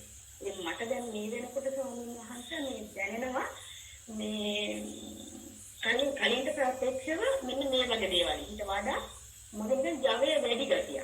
සතුටේ වැඩි බව. ඒක කරන්න මොනවා හරි කියන්න යමක් හිතනවා නම් මම ඒක අර ඉස්සර වගේ වටාපිටාවෙන් හිතේ බල ඉන්න කෙලින්ම කියනවා හෝ කරනවා. ඒක ඒ වගේම තමයි ඒ කරන කියන දේවල් නිසා සමහර වෙලාවට පෙරලා මට මොකද ඒ තරම් දෙයක් මට දැනෙනවා. දොස් කිව්වා. ඉන්දා උපහාසකව. ඒක නිකන් දානක් නෑ වගේ. එතකොට ඉස්සර වගේම පස්සේ මේකට මේකට මොනවා හරි කියන්න ඕන. එහෙම මම දුවන්නේ නැහැ. එතකොට සමහර පුට්ටක් දුවන වෙලාවකට නැත්තේ නැහැ. ඒතර මම දැන් මගේ තියෙන දැන් මේ වර්තමානයේ මට තියෙන සත්‍ය මනසේ බොහන්සේගේ ඔය දේශනාවන් එකකින් දෙමින් ප්‍රායෝගික කරමි. මට හිතෙනවා දැන් බොහන්සේට මේ වෙලාවේ මට කියන්න යමක් ඇති. මට වැරදිලා වගේ කරනවා මගේ වැරදි නිවැරදි කරන්න. ඊට පස්සේ මම දෙවෙනි ප්‍රශ්නේ කොහොමද ටිකක් ඒක අහන්න ස්වාමීන් වහන්සේ මේ උත්තරයක් දෙන්න තියෙනවා නම් විශාකා මේ උත්තර දෙන්න තියෙන බොහොම සරල උත්තරයක්. ඔය දැනෙන නිවීම වලට ඔය දැනෙන ඒ කියන්නේ දැන් ඔය ඒ දැනෙන නිවීමට එහෙම නැත්නම් මේ දැනෙන යම් කිසි දැන් ඔබ හිතන ඔබට ජවයක් ආවා ලොකු නිවීමක් තියෙනවා කියලා එකක් තියෙනවනේ. ඕකේ පදිංචි වෙන්න එපා. ඕකක් පැත්තකට විසි කරලා දාලා ඉන්න. මොකද ඕකේ පදිංචි වුණාන් පස්සේ නොදැනුවත්වම ඕක හරහා ඕක නිකන් අර මේ ඕක හරහා ඕක නිකන් අර අර ඕක හරියට ටැංකිය එක තියෙන ලීක් එකක් වගේ හරියට. හරිද? පොඩියට ලීක් එක පටන් අරගෙන ටික ටික වෙලා ලීක් එක වැඩි වෙනවා. හරිද? ඒ වගේ දැන් ඕක අපි ඕක ඕනකට වඩා අභිනන්දනය කරන්න ගියොත් ඕක විශේෂ කරගන්න ගියොත් නොදැනුවත්වම ඕක ඇතුළේම වෙනම බබල් එකක් හදාගෙන ඕකේ පදිංචි වෙන්න ගන්නවා. එතකොට ඔය දැනෙන මොකක් හරි නිවීමක් තිබුණා නම් අවබෝධයක් ආවනම් එහෙම නැත්නම් මොකක් හරි අපි කියන ඔය ජවයක් ආවනම් හරි ඒවා ස්වභාවිකයි. ඒක එහෙම තමයි. හැබැයි ඒවා ඔක්කොම විසි කරලා දාලා පැත්තකට දාලා ඉන්න. ඒ ගැන ආයි ඇත්තටම ඒ ගැන කතා කරන්නවත් අවශ්‍යතාවයක් නැහැ. ඒක මොකක්වත් විශේෂ දෙයක් විදිහට සලකන්න කිසිම විදියකින් විශේෂ දෙයක් විදිහට සැලකීමේ අවශ්‍යතාවයක් නැහැ. ඒක විශේෂ දෙයක් විදිහට සලකන්න පටන් ගත්තොත් ලොකු අමාරුවක වැටෙන්න පුළුවන්. උදේට මට ඔබ වහන්සේගෙන් අහන්න ඇත්තට මට ඔබ වහන්සේගෙන් අහුණත් එකල මටත් හිතුණා මම යමකට අහු වෙගෙන යනවත් නැහැ කියලා. හැබැයි මොකද මට සම්බන්ධන ගන්න දැන් ඇත්තටම මේ ධර්ම දේශනාව තේරුම් කරගෙන ඔබ වහන්සේ කියන ප්‍රතිපත්තානි කියන්නේ අපි මායාව මායාව අපිට දැනෙන පොත් අපි යමක් යනවා නම් මේ මායාවේ පිටුවාගන්න ඒක දැනගෙන කරනකොට මෙහෙම දේවල් වෙනවා වගේද? يعني මෙහෙම අත්දැකීම් වෙනවද? මෙහෙමයි අත්දැකීම කියන එක තමන් බලාපොරොත්තු වෙන කියන්නේ දැන් මෙහෙමයි අත්දැකීම කියන එක තමන්ගේ බලාපොරොත්තුට අනුකූලව ගොඩ නැගෙන එක. ඒ කියන්නේ දැන් මේ ආධ්‍යාත්මික මාර්ගයේ යනකොට මට මෙහෙම දෙයක් දැනේවි. මෙහෙම නිදහසක් දැනේවි. මෙහෙම එකක් දැනේවි කියලා ඔබ හිතාගෙන ඉන්නකොට ඒකම හදලා දෙනවා ඔබට. එතකොට ඔබට හිතෙනවා හරි දැන් මට දැන් හරි පාරේ යනවා වගේ එකක් දැනෙනවා. හරි. ඉතින් එක වුණා ඊට ඔය හරහා තමයි උඟාක් ඔය ආලෝකය කියන කුඟක් අයට එන්නේ. හරිද? එතකොට ආලෝකය කියන එක එනවා. එක අර මේ සුවය එක ඒවා දැනෙනවා. ඉතින් මම වගේ අත්දැකීම් දවසට කීප දෙනෙක්ම කතා කරලා ඉතින් ඒ අත්දැකීම කියනවා. ඉතින් ඒ අත්දැකීමද කියන ඇයට ඔක්කොටම පොදුයි කියන්න තියෙන දේ ඒ අත්දැකීමත් එක්තරා මායාවක් විතරයි. හරිද? එතකොට මේකේ මේ මාර්ගයේ මේ කියන්නේ අපි කියන කඩයින් තියෙනවා. මේකේ තියෙනවා මේ දැන් අපිට දැන් මේ යනකොට මේ අර සැතපුම් කණු තියෙන්නේ මේ තැනදී මේ සැතපුම් කණුව තියෙනවා මේ තැනදී මේ සැතපුම් කණුව තියෙනවා වගේ එහෙම සැතපුම් කණුව නෑ මොකද එහෙම සැතපුම් කණුව නැත්තේ එහෙම මාර්ගයක් නැති නිසා හරි ඒ කියන්නේ මාර්ගයක් තියෙන්නේ ඔබ යම් කිසි අවසානයක් බලාපොරොත්තු වෙනවා අවසානයක් බලාපොරොත්තු වෙනකොට දැන් හරි අවබෝධයක් තියෙන අවසානයක් තියෙන ඒ අවසානට යන මාර්ගෙදි මෙන්න මේ දැන් මේ සතපුම් කණුවට පව කරා මේ සතපුම් පණුව පව කරා මේ ලක්ෂණේ ආවා කියලා තියෙන්නේ අවසානයක් බලාපොරොත්තු වෙනකොට නේද සමහර ඔබ වහන්සේගේ දේශනා තේරුම් ගත්තා නම් එහෙම අවසානයක් ඔය අවසානයක් බලාපොරොත්තු වෙන්නේ නැත්නම් අවසානයකට යන ලක්ෂණ ටිකක් බලාපොරොත්තු වෙන්නත් එපා එච්චරයි ඔතන මගේ දෙවෙනි ප්‍රශ්නේ දැන් ඔබ වහන්සේ කිව්වා දැන් කෙනෙකුට හරියටම මේ කෙනෙක්ව හඳුනාගෙන මේ ගන්නම් මා වැවිච්ච හම්බ වෙලා කතා කරනවා නම් හොඳයි කියලා දැන් මම ඔබ අනුරාධපුරේ වැඩ සිටින බව දන්නවා එයියට මම ඔබගේ නම දන්නවා එයියට කිසිම දෙයක් දන්නේ මම හරි කැමතියි ඔබ වහන්සේ ඇවිල්ලා හම්බ වෙලා කතා බහ කරන්න තියෙනවා නම් ඒක අපි කරගන්නේ කොහොමද ස්වාමීන් වහන්සේ ඔය ඒකට මට දුරකථනයෙන් අමතලා වෙලාවක් වෙන කරගෙන ඉන්න පුළුවන් එතකොට දුරකථනයේ අංක කොහොමද ගන්න ස්වාමීන් වහන්සේ දුරකථනයේ අංකය අන්තර්ජාලයේ ඇති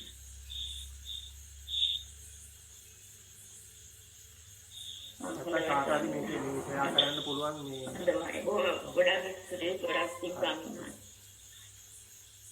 ස්වාමීන් වහන්සේ ඔව් ස්ක්‍රීන් එක ඇතුළේම ප්‍රෝග්‍රෑම් එකක් නේද මොකද මට පැහැදිලි නැහැ මේ දවස් වීම කියන්නේ ස්ක්‍රීන් එක ඇතුළේම මේ ප්‍රෝග්‍රෑම් එකක් නේද තව එක ප්‍රෝග්‍රෑම් එකක් කියන්නේ දවස් වීම ඔව් ඒ කියන්නේ දැන් නිදහස් වීම සහ නිර්වාණය කියන්නේ ඒ කියන්නේ දැන් අපි නිදහස් වීම සහ නිර්වාණය කියන එකත් මේ කියන්නේ තවත් නිර්මාණය කරගත්තු තවත් එක සංකල්පමීය අදහසක් විතරයි. දැන් අපි දියුණුව කියලා සංකල්පීය අදහසක් තියෙනවානේ. දියුණුව කියන එක. දැන් ඒක මොකද්ද දියුණුව කියලා දන්නේ නැහැ. හැමෝම දඟලනවා මහන්සි වෙනවා. ආයි දියුණුව වෙච්චුණා කියන අය ළඟට ගියන් පස්සේ ආයි එතන මොකක් හරි හිස් බවක් තියෙනවා. ඒකට මේ දියුණුව වගේ සංකල්පයක් තමයි නිර්වාණය කියන්නේ. නිර්වාණය සහ නිදහස් වීමේ මාර්ගය කියන එක.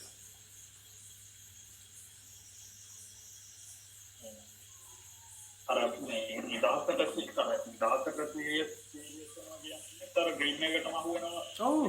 ඔව් නිදහස කියන්නේ තවත් මේ මවා ගන්න දීම. ඕක මේ යෝනිදු මතක නැහැ අර මේ කීන හදන මැෂිම කියන දේශනාව ඇහුවනම් මතකයි කියලා. එහෙම. එතකොට දැන් මේ මොනවාද දැන් මේකෙන් ගැලවෙන්න කියලා හදන්නේ තා හීලියම්ම තමයි. එහෙමයි. තෙරන් සාලා හමුදුරනේ ඔව් ලක්මිනි. හමුදුරනේ දැන් අර සිතුවිලි දිහා බලන් ඉන්නකොට සිතුවිලි වල එන දුක සැප සතුට ත්‍රාසය ඒ ඔක්කොම අපිට ඇති වෙන්නේ මම ඔබ්සර්ව් කරනකොට මට දැනුනේ හැම වෙලාවෙම මේක සාපේක්ෂයක්.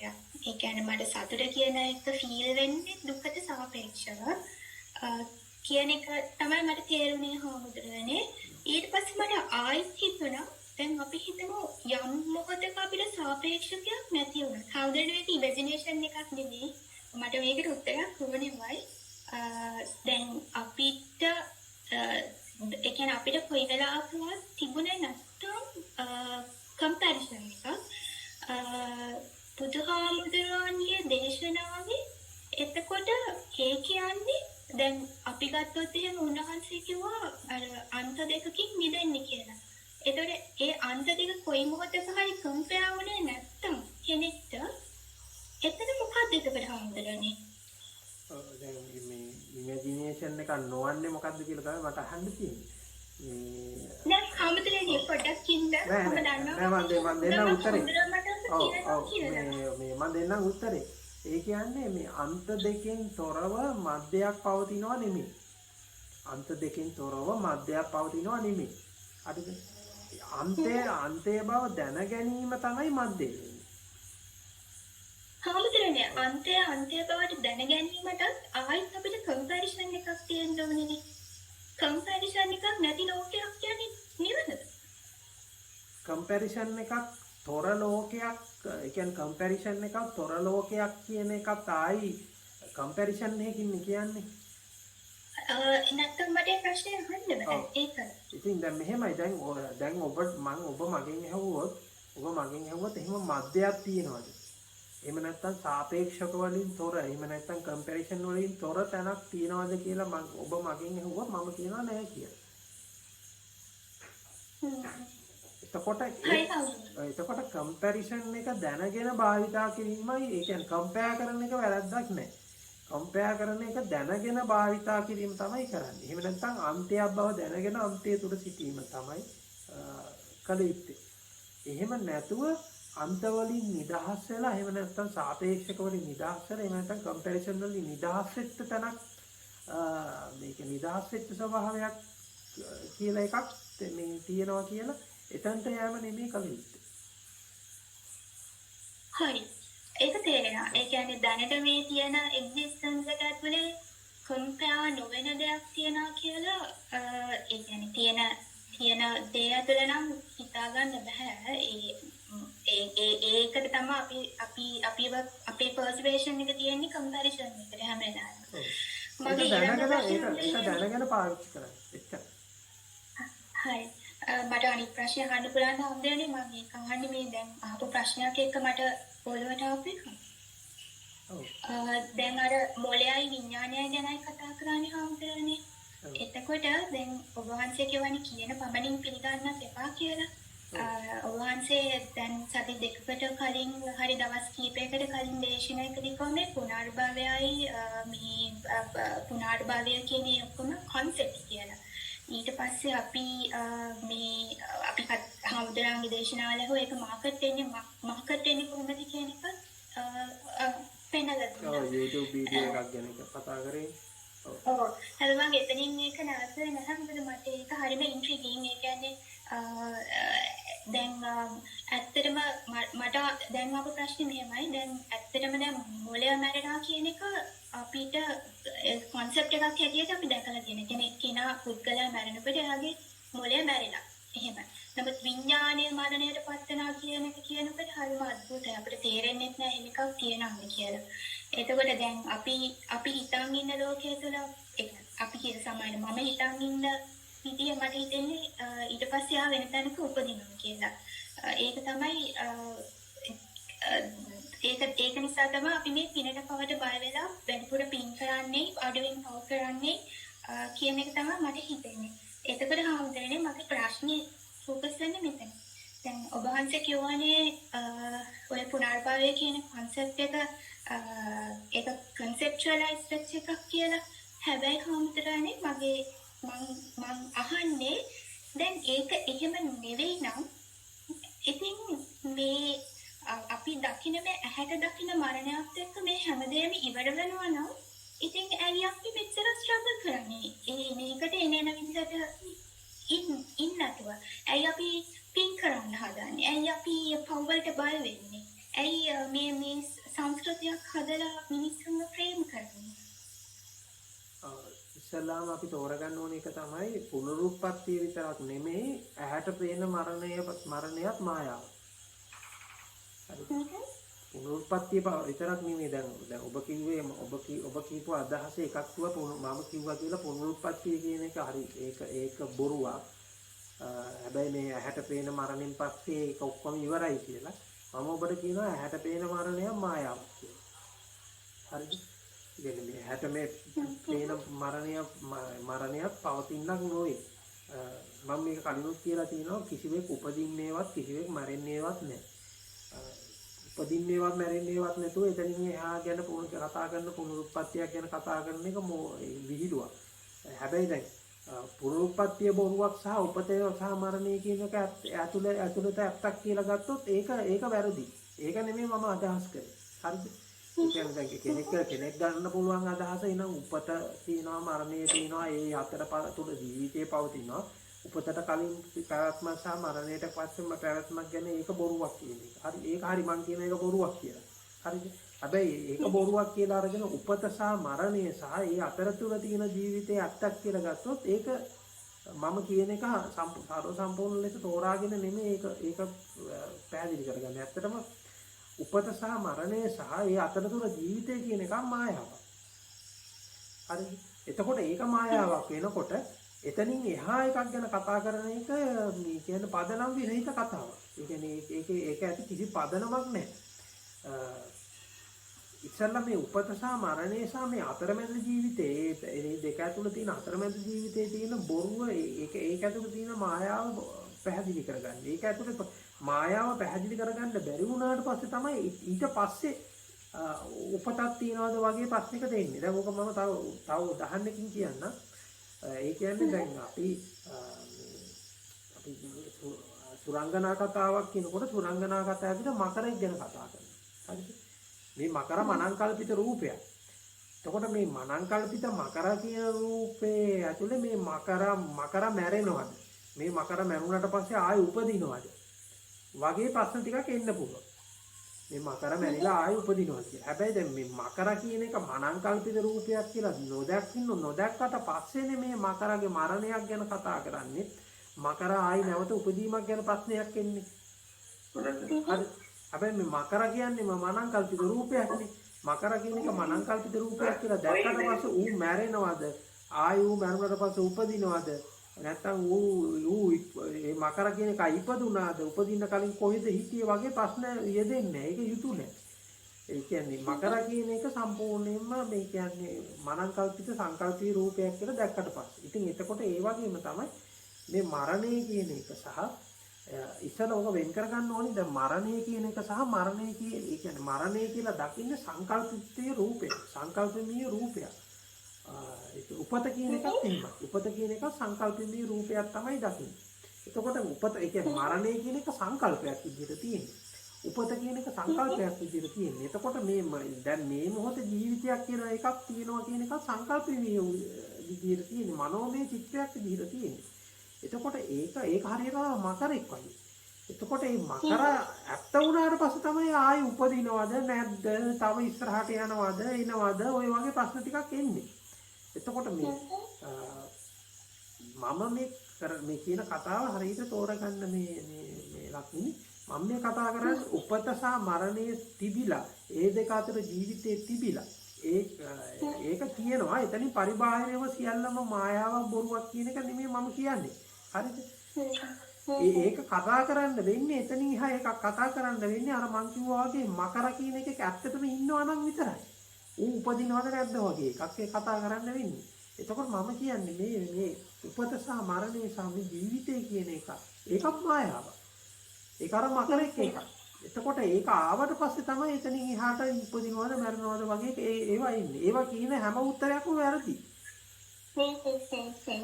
ඒක වර්ධින්නේ මේ කියන්නේ මේක සම්පූර්ණයෙන් මේ කියන්නේ මේ උපත සහ මරණය සහ අතරමැද ජීවිතේ බොරුවක් වෙන නිසා. හරි හම්තරනේ වෙලාව තියනවාද මට තව එක දෙයක් අහලා දැනගන්න. නැත්නම් මම දෙක දවසක අහන්න. ඔව් අහන්න.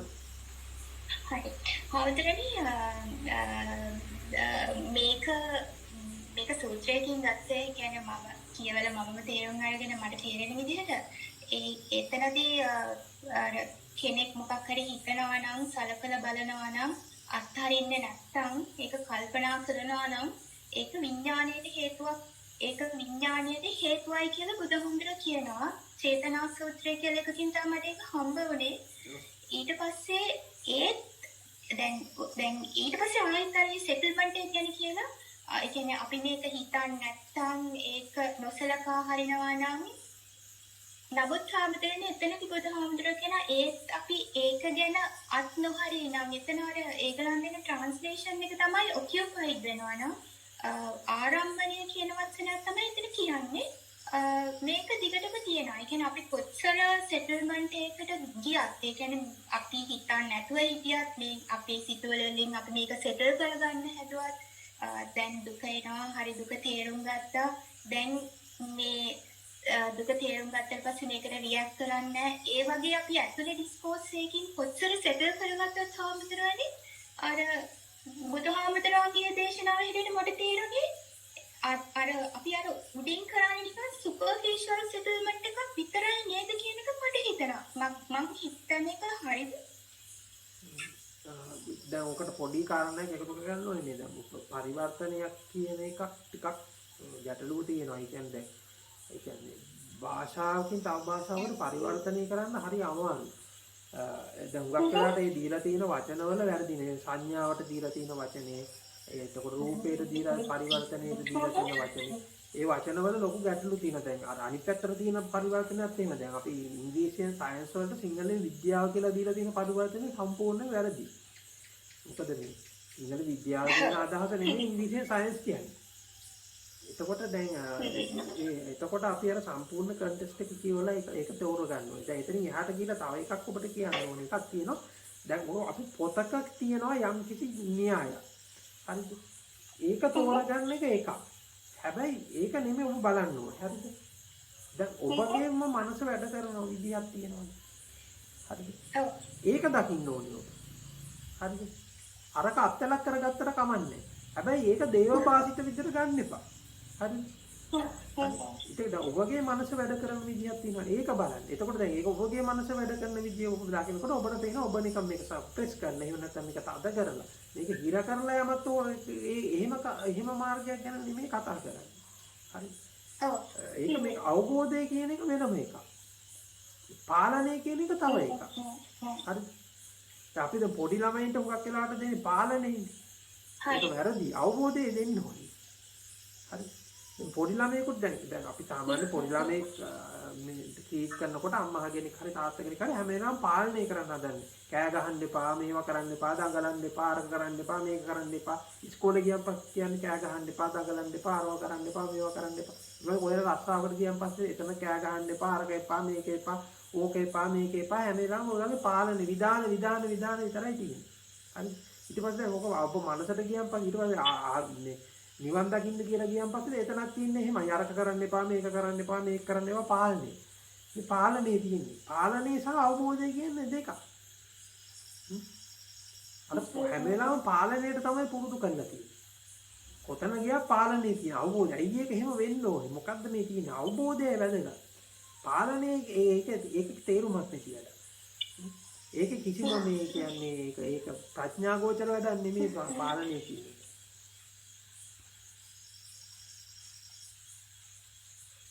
හොඳනේ ගොඩක් පිං. අවසරයි ස්වාමීන් වහන්සේ. ඔව් කසුන් කියන්නේ. හවුරනේ මේ දැන් ඔය විග්‍රහය විලා තියෙන්නේ මේ අත්දැකීම විස්තර කරන්න කියලා කියේ කියන්නේ භෞතිකවාදී විග්‍රහ වේවා විඥානවාදී. ඔව්.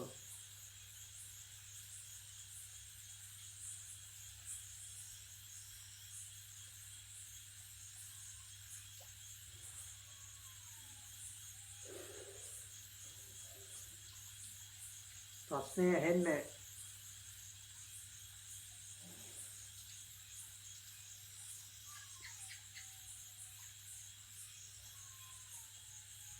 එහෙනම් සොයනද?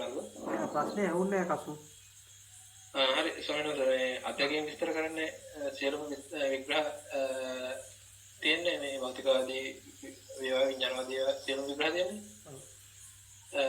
එතකොට අත්දැකීම කියන එක ගැන මොකක්ද කියන්න පුළුවන් කියලා තමයි ප්‍රශ්නේ සම්මත. ඒ විග්‍රහ කරන්න දැන් ඔබට මේ වෙලාවේදී පවතින බවක් දැනෙනවනේ මේ වෙලාවේ. එතකොට මේ පවතින බව දැනෙන එක මොකක්ද කියලා හොයන්න ගිහිල්ලා තමයි මේ ඔය ඔක්කොම එක එක ක්‍රමවේද හදාගන්නේ.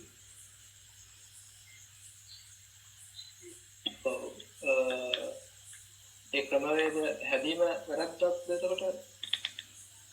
වැරද්දක් කියලා කියනවට වඩා ඒකෙන් ඉතින් අන්තිමට පටලැවිලා කොහොමත් ඉතින් ගොඩ එන්න බැරි තැනකට යනවා. එච්චර. ඒ කෙලවරක් නැහැනේ.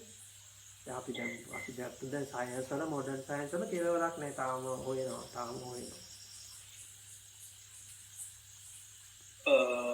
එතකොට ඒක කියන්නේ මොකක් කරන්න කියලා නේද සම්මත. මොකක් කරනවා නෙමෙයි ආයේ මුල් තැනට ගියා නම් හරි මුලට ගියා නම් පස්සේ ඉන්නේ. මුල කිව්වේ විග්‍රහ කරන්න කලින් තැනට.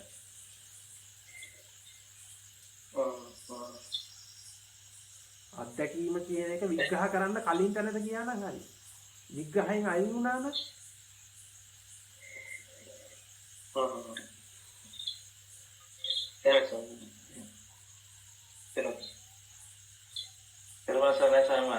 ඔව් ප්‍රගී. අපහමල දැන් අපි දැන් මම දැන් ගොඩාක් මේ ප්‍රශ්නට අහගෙනකොට දැන් දෙයක් තමයි මාර්ගයක් තියෙනවා කියලා මේ හිතන්නේ නැතුව මාර්ගය යන්නේ කියන එකද අපි හැමදෙරෝ කියන්නේ.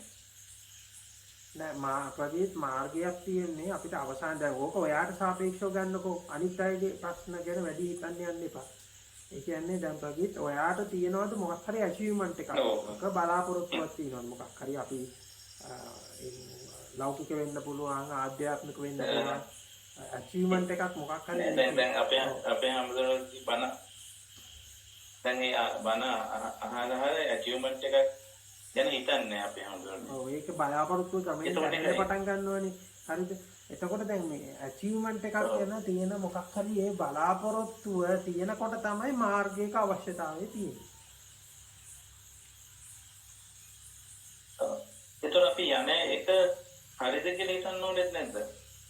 ඒක බොහොම සරලයි ප්‍රගීති. අනේක හරි හොඳද නරකද මොකක්ද කියලා බලන් තින්නේ මෙහෙම. ඔයාට යම් කිසි ස්ට්‍රෙස් එකක් තිබුණා නම් පීඩාවක් තිබුණා නම් ඒ පීඩාව අඩු වෙනවා නම් ඒ දැන් ඔයාට තිබ්බ ප්‍රශ්න වලින් නිදහස් වෙනවා නම් ඒක තමයි මේ ඒ කියන්නේ ආය අමුතුවෙන් තව කාගෙන්වත් මේ හොයන්න ඕනේ මේ යන පාර හරි කාටද මේකද කියලා.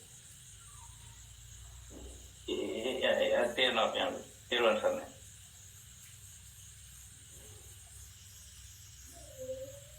අවසරයි ස්වාමීන් වහන්සේ. ඔව් ශනිකා. දැන් එතකොට හාමුදුරුවනේ මේ පුද්ගලයෙක් වයසට යනකොට කල්පනාව නැති වෙනවනේ. එහෙම වෙන්නේ සිතේ බලපෑමක් හින්දාද කය දුර්වල වීමක් හින්දාද මොකක්ද මේ අතර තියෙන සම්බන්ධය කියලා? දැන් ඕක මත දැන් අපි හිතේ දැන් මම අර ඉස්සල්ලා කිව්වේ හිතයි කයයි කියන එක. ඒ කියන්නේ දැන් අර එක දැනුම් පද්ධතියක තමයි මේ හිත මූලික කරගෙන මේක ප්‍රශ්නේ කතා කරන්නේ. තව දැනුම් පද්ධතියක කතා කරන්නේ හිත මූලික කරගෙන නෙමෙයි. ඒ කතා කරන්නේ ඒක භෞතිකවාදී කතා කරන කය මූලික කරගෙන. ඒක දැන් දෙපැත්තෙන්ම මම උත්තර දෙන්න ඕන කොයි පැත්තෙන්ද උත්තර දෙන්න ඕන. හරිද? දැන් මේ පැත්තෙන් උත්තර දෙමුකෝ අපි ඉස්සර. මේ පැත්තෙන් උත්තර දෙනකොට ඒකේ මම අර කිව්වා වගේ දැන් අපි සාමාන්‍ය වෛද්‍ය විද්‍යාත්මක කතා කරනකොට ඒ හිතක් ගැන කතා කරන්නේ නැහැ. හරි? එතකොට එතන තියෙන්නේ අර අය කියන විදිහට මේක ඉලෙක්ට්‍රෝ කෙමිකල් ක්‍රියාදාමය. ඒ කියන්නේ මේක අපි බොහොම සරලව ගමුකෝ තේරෙන විදිහට සෛලවල ක්‍රියාදාමය. සෛලවල හරහා එන ඉලෙක්ට්‍රික් පල්ස් එකක් තමයි තියෙන්නේ. හරි මම බොහොම සරල විදිහට මම මේ කියන්නේ ඕක සංකීර්ණ කරගන්න ඕනේ.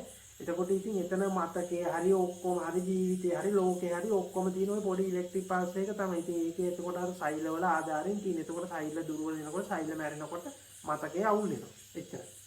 ඒක ක්‍රියා හරියට මේක ෆන්ක්ෂන් වෙන්නේ නැහැ නේ. ඉතින් හරියට ෆන්ක්ෂන් වෙන්නේ නැති වුනහම රියැලිටි එක හදාගන්න බෑ. ඒ කියන්නේ රියැලිටි එක වෙනස් වෙනවා ෆන්ක්ෂන් වෙන්නේ නැති වෙනකොට. පැහැදිලිද මම මේ කියන්නේ? ඒක තමයි අපි අර මත් වෙනවා කියලා කියන්නේ. මොන හරි අපි බාහිරින් ගන්නවා මොකක් හරි කෙමිකල් එකක් ගන්නවා මොන හරි අපි මත්ද්‍රව්‍යයක් ගත්තාන් පස්සේ අරක සම්පූර්ණයෙන්ම අරක මේක වෙනස් වෙලා වෙනම රියැලිටි එකක් හැදෙනවා.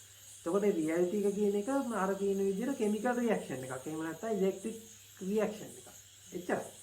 හරිද? එතකොට මේ පැත්තෙන් බලන් ගියාම ඕක ඇතුලේ තමයි ලෝකේද මොකද්ද ඔක්කොම තියෙන්නේ. ඉතින් මේ පැත්තෙන් මේක දඟලන්න දෙයක් නෑ. හරිද?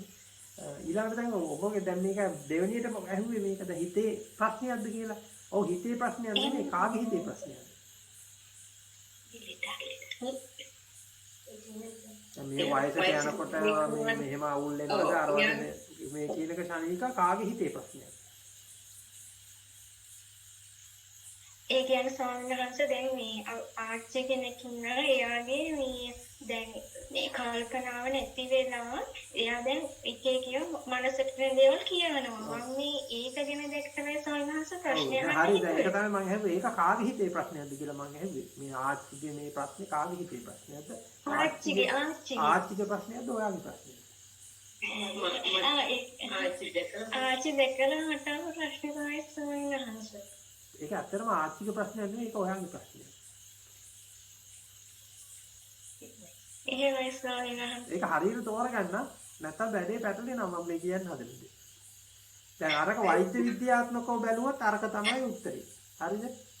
දැන් හිත කියන එක මූලික කරලා බැලුවොත් ඒක ආර්ථික ප්‍රශ්නයක් නෙවෙයි ඒක ඔයාගේ ප්‍රශ්නයක්.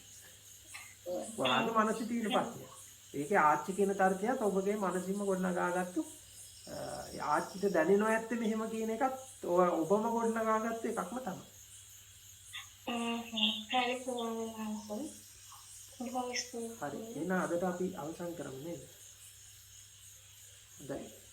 හොඳයි එහෙනම් සියලු දෙනාටම තෙරුවන් සරණයි.